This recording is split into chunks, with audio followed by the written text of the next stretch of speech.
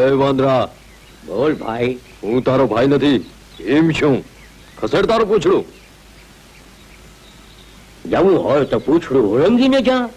તારા જેવા તુચ્છ વાનરનું પૂછડું ઓળંગું? ખસેડ તારું પૂછડું, નહીં તો ફેંકી દઈશ. શક્તિનું એટલું બધું અભિમાન છે તને? હું વૃદ્ધ થયો છું. પૂછડું ખસેડવાની મારામાં શક્તિ નથી. એમ કર, તું જ પૂછડું ખસેડ. મારા ફેંકેલા હાથી હજી અવકાશમાં ફરે છે. એક ઝટકો મારીશ તો તું શોધ્યો નહીં ચડે. ખરો શૂરવીર છે તું. વૃદ્ધ વાનરને ફેંકી દેવાની વાતો કરે છે. ઠીક છે, પૂછડું ખસેડવું ન હોય તો ભલે, એને ઊંચું કરીને નીચેથી ચાલે જા. મને લાગે છે કે તું એમ નહીં માને.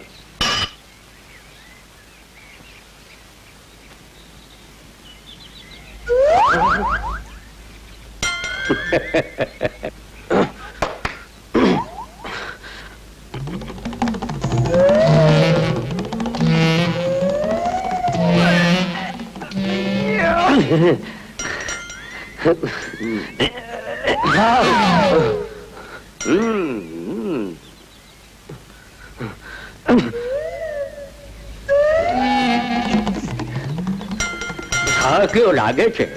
પાણી પીવું છે? નથી પીવું.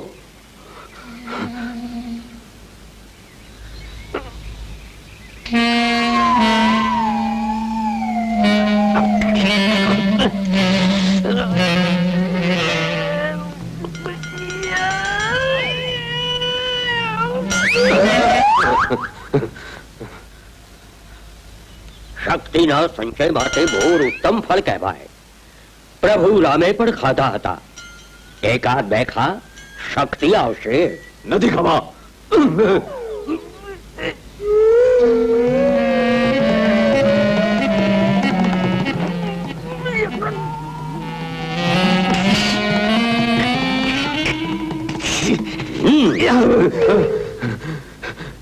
લાગે છે આપ કોઈ સાધારણ વાનર નથી. કોણ છો આપ?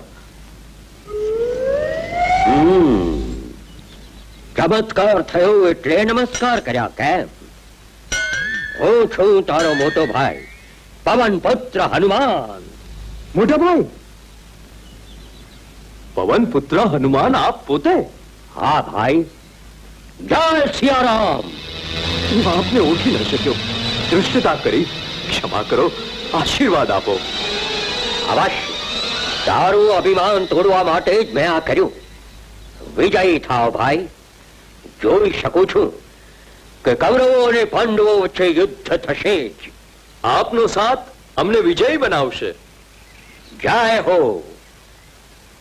યુદ્ધ દરમિયાન મારી અર્ધ શક્તિ તારામાં આવશે અને હું અર્જુનના રથની પતાકામાં વાસ કરીશ.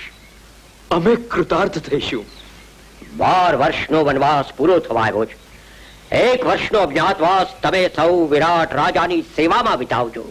જેવી આજ્ઞા મોટા ભાઈ.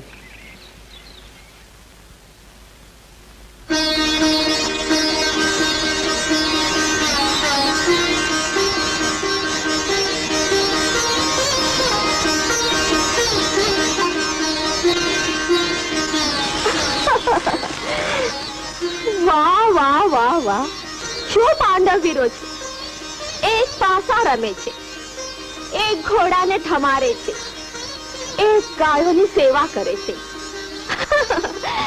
અને તમારા જેવા ભોજનવીર રસોડામાં બેઠા છે.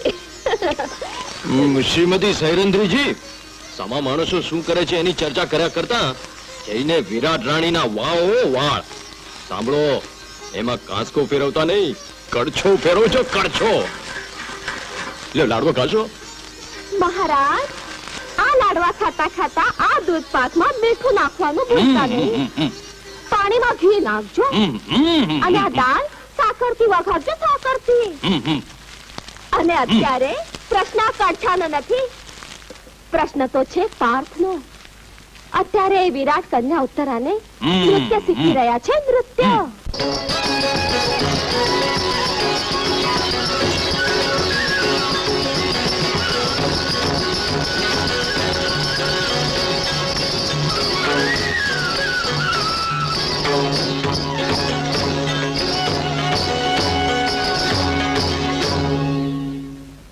મામા, પાંડવોના વનવાસને 12 વર્ષ તો વીતી ચૂક્યા છે ને હવે અજ્ઞાતવાસ પણ શરૂ થઈ ચૂક્યો છે. એ અજ્ઞાતવાસનું 1 વર્ષ પણ પાણીના રેલાની જેમ વહી જશે સુયોધન. ને એ પહેલા પાંડવોને ગમે તેમ કરીને આપણે શોધી કાઢવા પડશે. કાકા, આટલી ઉંમરે સંતા કોકડી રમી તો તમારે. ચૂપ! હવે વચ્ચે બોલીશ ને તો પાંડવોને શોધી કાઢીશ ને તને વનવાસ મોકલી દઈશ. બાણા, તું ચિંતા શા માટે કરે છે? મેં મારા ગુપ્તચરોને પાંડવોને શોધવા માટે ચારેય દિશાઓમાં ક્યારનાય મોકલી આપ્યા છે. બસ કરો. દ્રૌપદી અને પાંડવોને વધુ દૂધ પીવાની વાત ન કરો. દુઃખ, ભાનુમતી, મારે પાંડવોને શોધી કાઢીને ફરીથી 13 વર્ષ માટે વનવાસ મોકલવાના છે ને આ રીતે હું હંમેશનો રાજા. શું વાત છે વિરાટ નરેશ? આજે આપનું ધ્યાન રમતમાં નથી, કાંઈ ચિંતામાં છો? હા કંક, કૌરવ સેનાના માણસો આપણી ગાયો વાળી ગયા છે. મારો પુત્ર એમની પાછળ ગયો છે પણ હજી પાછો નથી ફર્યો. ચિંતા ન કરો નરેશ, બ્રહ્મનલા એમની સાથે છે. એ શું કરશે? પિતાજી, આવી ગયો દીકરા? હા, ગાયો પણ પાછી વાળી લાવ્યો છું. ધન્ય છે દીકરા. અભિનંદનનો અધિકારી હું નહીં, પણ ધનુર્ધારી અર્જુન છે. અર્જુન? પ્રણામ મહારાજ. હા રાજન, અજ્ઞાતવાસનો સમય પસાર કરવા અમે 5 ભાઈઓએ આપની સેવા સ્વીકારી હતી. ઓહ, મારી આંખો પરાક્રમી પાંડવોને ઓળખી ન શકી. આપની પાસે સેવા કરાવવાનો મેં અપરાધ કર્યો. ના નરેશ, અમે જ આપને અમારો પરિચય નહોતો આપ્યો. અને હવે તો અજ્ઞાતવાસ પણ પૂરો થયો છે. અમને જવાની આજ્ઞા આપો મહારાજ. અવશ્ય અર્જુન, કિંતુ મારી એક અરજ સ્વીકારો. કહો. મારી પુત્રી ઉત્તરાનો આપ સ્વીકાર કરો. પણ હું તો એમનો ગુરુ છું મહારાજ. અર્થાત આપની પુત્રવધુ તરીકે સ્વીકાર કરો. તો અમને આનંદ થશે. બસ ઉત્તરા અભિમન્યુના વિવાહની વિધિ પૂરી થતા જ આપ સૌ સુખેથી પ્રસ્થાન કરજો. જેવી આપની ઈચ્છા. મહારાજ. બહેન ગાંધારી, પ્રણામ. પ્રણામ કુંતામાં. કોણ? કુંતા, આવો બેન. મોટી બહેન, અમારો અભિમન્યુ અને વિરાટ કન્યા ઉત્તરા તમારા આશીર્વાદ પામવા સજોડે આવ્યા છે. ક્યાં છે એ બંને?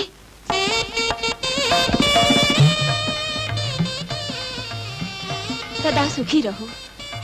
નવ દંપતીને મારા આશીર્વાદ છે. યુધિષ્ઠિર 13 વર્ષના વનવાસ પછી આવ્યા છો. આયુષ્યમાન ભવ. ઉત્તરા અને અભિમન્યુના વિવાહ બદલ પણ અભિનંદન. પૂજ્ય પિતામહ અને પૂજ્ય કાકા, હવે અમને અમારા રાજ્ય અને અધિકાર પાછા મળવા જોઈએ. યુધિષ્ઠિર, રાજ્ય અને અધિકાર યાચવાથી નથી મળતા, એ તો સામી છાતીએ જજુમવાથી મળે છે. તારું આ અભિમાન કૌરવોના મોતનું કારણ બનશે દુર્યોધન. 100 ભાઈઓ ધરતીની ધૂળ ચાટા થઈ જશો. જય શિવ શંભવ. દુર્યોધનની જો ડર લાગતો હોય તો રાજ્ય સોંપી દે અને ચાલ્યો જાય વનમાં. મામા, મારા જીવતા એક તસુ તો શું, 100ની અણી જેટલી જમીન પણ હું પાંડવોને આપવાનો નથી. એમને રાજ્ય પ્રાપ્ત કરવું હશે તો યુદ્ધ કરવું પડશે. તો એ યુદ્ધ અમે આપીશું દુર્યોધન. ચાલો મોટા ભાઈ. આટલો અહંકાર કોની શક્તિ પર? દ્વારિકાધીશ કૃષ્ણની. દુર્યોધન, પાંડવો એમની પાસે પહોંચી જાય એ પહેલા તું જ શ્રી કૃષ્ણની પાસે પહોંચી જા.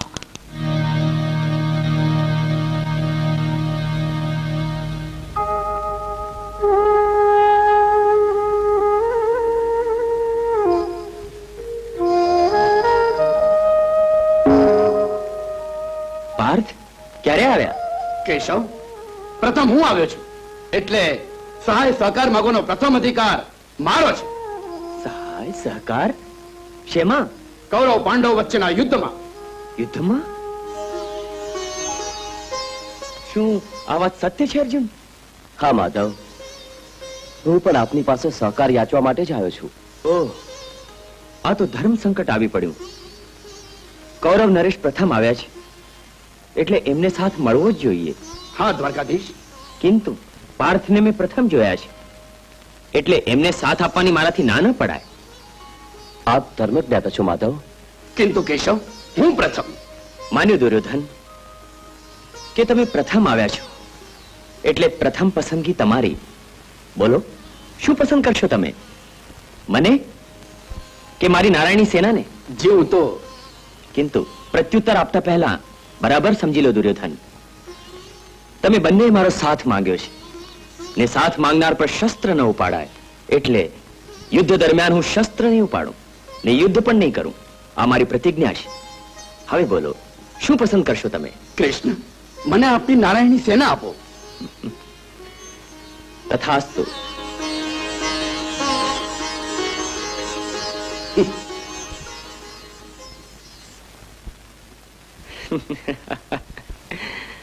અર્જુન, દુર્યોધન સર્વ કઈ લઈ ગયો અને મેં સર્વ કંઈ પ્રાપ્ત કર્યું માધવ. એટલે નારાયણની સેના પ્રાપ્ત કરવાના આનંદમાં એને શું ગુમાવ્યું છે એ દુર્યોધન નથી જાણતો. શું ગુમાવ્યું છે? જે મને પ્રાપ્ત થયું છે, સ્વયં બાપ. કિંતુ યુદ્ધ દરમિયાન હું હથિયાર હાથમાં નથી લેવાનો. ભલે, કિંતુ આપ મારા સારથી બનવાની કૃપા કરજો. સારથી બનવાનું મને સ્વીકાર્ય છે. ત્યારબાદ સૌ મને પાર્થ સારથી તરીકે ઓળખશે. જીવન હોય કે સંગ્રામ, સ્વયં દ્વારિકાધીશ જેના સારથી બનવાનું સ્વીકારે એ અવશ્ય વિજય થાય છે. કિંતુ પાર્થ, યુદ્ધ પહેલા શાંતિ માટેનો પ્રયત્ન હું અવશ્ય કરીશ. વડીલોને પ્રણામ. આજે હું દ્વારકાધીશ તરીકે નહીં, કિંતુ શાંતિદૂત તરીકે આવ્યો છું. કૌરવ સમ્રાટ ધૃતરાષ્ટ્ર, પાંડવોને ન્યાય અપાવો. હું તો સમજાવીને થાક્યો મધુસૂદન. દ્રોણાચાર્ય, આપ સમજાવો આપના શિષ્યને. હું લાચાર છું કૃષ્ણ. ઓહ, આપની વાત દુર્યોધન નહીં ટાળે પિતામહ. હું તો સમજાવીને થાક્યો છું મધુસૂદન. પાંડવોએ એમના વનવાસની મુદત પૂરી કરી છે, એટલે એમને એમનો અધિકાર પાછો મળવો જોઈએ. માંગવાથી ભીખ પણ નથી મળતી. અધિકાર તો બાહુબળથી જ પ્રાપ્ત થાય. એમનામાં શક્તિ હોય તો લડીને લે. પોતાના જ ભાઈઓ સાથે પાંડવો યુદ્ધ કરવા નથી માંગતા. છેવટે કાંઈ નહીં તો એમના જીવન નિર્વાહ માટે 5 ગામ તો આપો. અરે સોયની અણી જેટલી ભૂમિ પણ એમને નહીં મળે. હા, જઈને પાંડવોને કહો કે તેઓ દ્રૌપદીને લઈને અહીંયા આવે, કૌરવોના ચરણ ધુએ ને મસ્તક ઝુકાવી યાચના કરે.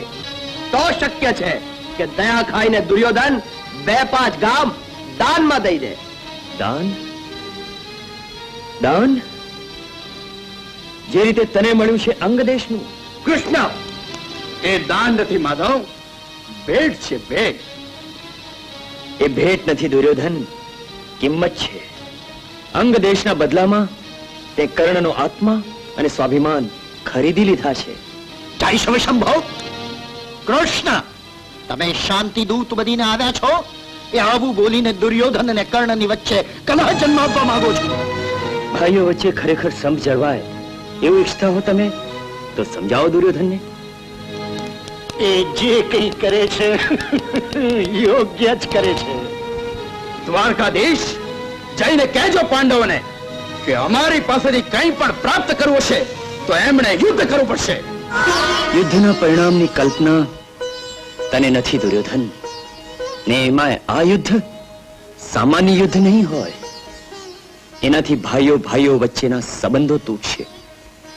યુદ્ધ ભૂમિમાં કેટલા નિર્દોષોના રક્ત રેડાશે, મૃતદેહના ઢગલા ખડકાશે, કેટલાય બાળકો અનાથ થશે, સૌભાગ્યવતીઓના ચાંદલા ભૂંસાશે, ધરતી મરુભૂમિ થશે. જય શિવ શંભો. દુર્યોધન, તને જો એવું જ લાગતું હોય તો યુધિષ્ઠિરની ચરણ રજ તારે મસ્તકે ચડાવ. સોંપી દે આ રાજ્ય એમને. હું એ કાયરોના ચરણોમાં મારું મસ્તક ઝુકાવું? પાંડવો કાયર નથી દુર્યોધન. તમે આ પૂજ્ય વડીલોના અનુભવનો લાભ ઉપદેશ આપવાનો તમને કોઈ અધિકાર નથી. કૃષ્ણ, એ ના ભૂલો કે તમે શાંતિદૂત બનીને આવ્યા છો. ચલે જાઓ અહીંથી, નહીં તો અમારે તમારું અપમાન કરવું પડશે. કોઈનું સન્માન કરતા તમને આવડે છે જ ક્યાં? કૃષ્ણ, તારું મૃત્યુ હવે નિશ્ચિત છે. મારી સભામાં તારી આ હિંમત! સૈનિકો, જોઈ શું રહ્યા છે? પકડી લો એને. નહીં, નહીં.